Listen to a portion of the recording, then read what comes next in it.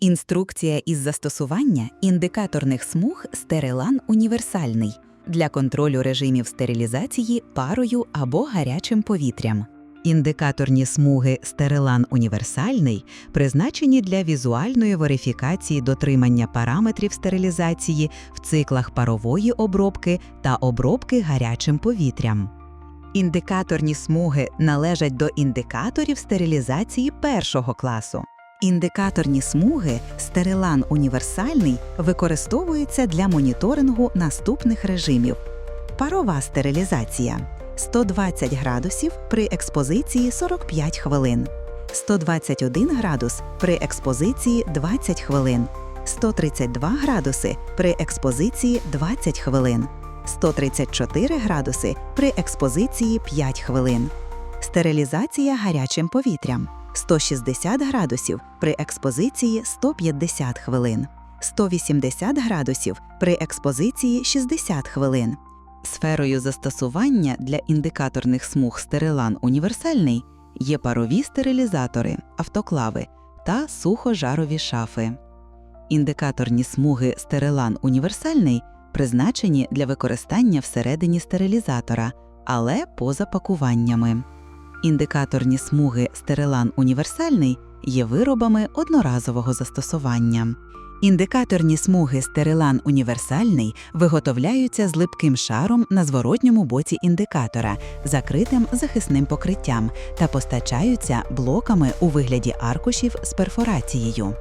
На лицьову сторону аркуша нанесено блакитний індикаторний шар та два колірних еталони для оцінки результату стерилізації парою, Steam або гарячим повітрям Dry Heat.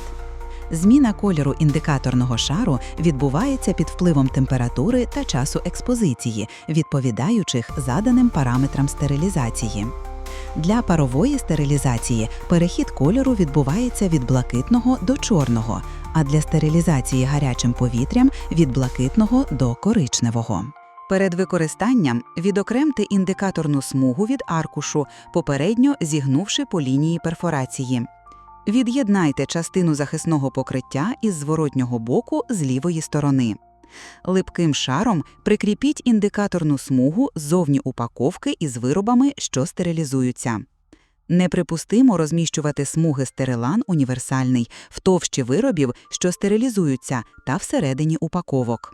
Смуга Стерилан універсальний може бути використана лише один раз для контролю стерилізації або парою, або гарячим повітрям. Після закінчення процесу стерилізації колір індикаторного шару смуги має співпасти з кольором еталону або бути темнішим за нього.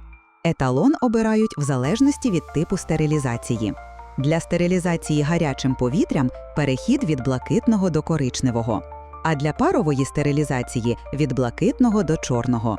Якщо колір індикаторного шару світліший за еталон або не змінився, це свідчить про недотримання параметрів стерилізації. У такому випадку потрібно провести повторну стерилізацію. Термін придатності виробу становить 36 місяців з дати виготовлення. Виробник – товариство з обмеженою відповідальністю «Норма», Україна, місто Київ.